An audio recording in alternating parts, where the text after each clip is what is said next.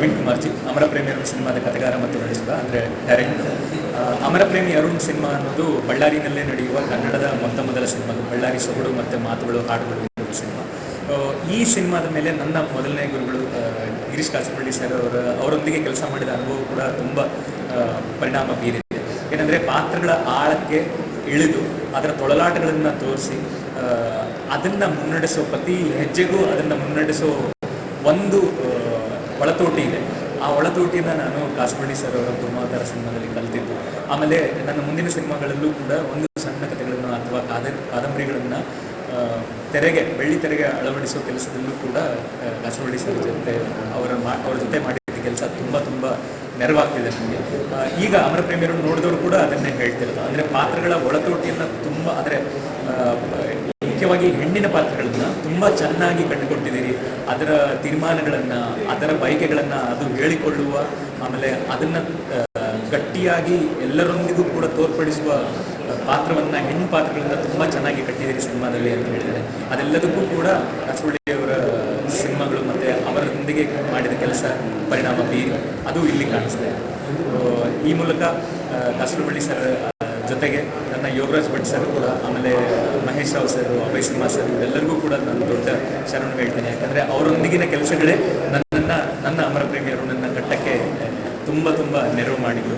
ಈ ಕಲಿಕೆಯಲ್ಲಿ ಎಲ್ಲರೂ ಜೊತೆಯಾಗಿದ್ದಾರೆ, ನನ್ನ ಗೆಳೆಯರು ಮತ್ತು ನನ್ನ ಒಡನಾಡಿಗಳು. ಸಿನಿಮಾವನ್ನು ಕಲಿಸಿದ ಮತ್ತು ಅಕ್ಷರಗಳನ್ನು ಕಲಿಸಿದ ಎಲ್ಲ ಗುರುಗಳಿಗೂ ಕೂಡ ನಾನು ಶರಣು ಹೇಳ್ತೀನಿ. ಜೊತೆಗೆ ಈ ಸಿನಿಮಾವನ್ನು, ಅಮರ ಪ್ರೇಮಿಯರು ಸಿನಿಮಾ, ಬಳ್ಳಾರಿ ಸಿನಿಮಾವನ್ನು ತಮ್ಮ ಸಿನಿಮಾ ಅಂತ ಹೇಳಿ ಕೊಂಡಾಡುತ್ತಿರುವ ಬಳ್ಳಾರಿಯ ಪ್ರತಿಯೊಬ್ಬರಿಗೂ ಕೂಡ ದೊಡ್ಡ ನನ್ನ ಥ್ಯಾಂಕ್ ಯು ಹೇಳಿ ಶರಣು. ನಮಸ್ಕಾರ, ನಾನು ಕೃತಿ ಭಟ್, ಅಂದರೆ ಅಮರ ಪ್ರೇಮಿ ಅರುಣ್ ಸಿನಿಮಾದ ರಶ್ಮಿ. ಈ ಸಿನಿಮಾದಲ್ಲಿ ನಾವು ಕಂಪ್ಲೀಟ್ಲಿ ಬಳ್ಳಾರಿಯ ಸೊಗಡು, ಬಳ್ಳಾರಿಯ ಭಾಷೆ, ಹಾಡು, ನುಡಿ ಎಲ್ಲದನ್ನು ಅಚ್ಚುಕಟ್ಟಾಗಿ ಉಪಯೋಗಿಸ್ಕೊಳ್ಳೋದಕ್ಕೆ ಒಂದು ಅವಕಾಶ ಸಿಕ್ಕಿದೆ. ಇದು ನನ್ನ ಮೊದಲನೇ ಸಿನಿಮಾ. ಈ ಮೊದಲನೇ ಸಿನಿಮಾದಲ್ಲಿ ನನಗೆ ಅಫ್ಕೋರ್ಸ್ ಉತ್ತರ ಕರ್ನಾಟಕದ ಸೊಗಡು ಅಷ್ಟು ಹಿಡಿಯೋಕ್ಕೆ ಮುಂಚೆ ಬಂದಿರಲಿಲ್ಲ. ಆದರೆ ನಮಗೆ ವರ್ಕ್ಶಾಪ್ಸ್ ಅಂತ ಆಗಿರೋದು, ಆ್ಯಕ್ಟಿಂಗ್ ವರ್ಕ್ಶಾಪ್ಸ್ ಅಂತ ಆಗಿರ್ತಾ ಇರ್ತಿತ್ತು. ಹೇಗೆ ಈಗ ಬಳ್ಳಾರಿನಲ್ಲಿ ಅಂದರೆ ಉತ್ತರ ಕರ್ನಾಟಕದಲ್ಲೇ ಜಾಗದಿಂದ ಜಾಗಕ್ಕೆ ಹೋಗ್ತಾ ಒಂದಷ್ಟು ಡಿಫ್ರೆನ್ಸ್ ಆಗ್ತಾ ಹೋಗುತ್ತೆ. ಒಂದು 10 ಕಿಲೋಮೀಟರ್ಗೂ ಭಾಷೆಯ ಶೈಲಿ ಬದಲಾಗ್ತಾ ಹೋಗುತ್ತೆ. ಹಾಗೆ ಬಳ್ಳಾರಿಯ ಸೊಗಡು ಹೇಗೆ ಹಿಡಿಯೋದು ಅನ್ನೋದು ಗೊತ್ತಿರಲಿಲ್ಲ.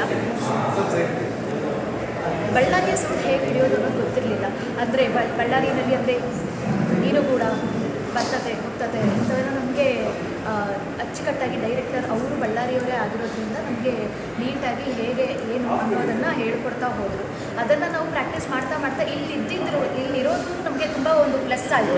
ಬಳ್ಳಾರಿನಲ್ಲೇ ಶೂಟ್ ಮಾಡ್ತಾ ಇಲ್ಲಿ ಇದ್ದಿದ್ದು ಕೂಡ ಅದು ಆಟೋಮ್ಯಾಟಿಕಲಿ ಆ ಸ್ಲ್ಯಾಂಗ್ನ ಪಿಕ್ ಮಾಡೋದಕ್ಕೆ ತುಂಬ ಹೆಲ್ಪ್ ಆಯಿತು. ಈಗ ಸಿನಿಮಾ ನೋಡಿದವರೆಲ್ಲ ನೀವು ಬಳ್ಳಾರಿಯವರ ಅಂತಾರೆ ಕೇಳ್ತಾರೆ, ನೀವು ಇಷ್ಟು ಫ್ಲೂಯೆಂಟಾಗಿ ಬಳ್ಳಾರಿಯವರೇ ಬಂದು ನೀವು ಬಳ್ಳಾರಿಯವರ ಅಂತ ಕೇಳ್ತಾರೆ. ಈವನ್ ಬೇರೆ ಸಿನಿಮಾಗಳಿಗೆ ಇವಾಗ ಉತ್ತರ ಕರ್ನಾಟಕದ ಸ್ಲ್ಯಾಂಗ್ ಯೂಸ್ ಮಾಡೋಕ್ಕೆ ಹೋದರೆ ಆಟೋಮ್ಯಾಟಿಕಲಿ ಬಳ್ಳಾರಿಯ ಸ್ಲ್ಯಾಂಗೇ ಆಟೋಮ್ಯಾಟಿಕಾಗಿ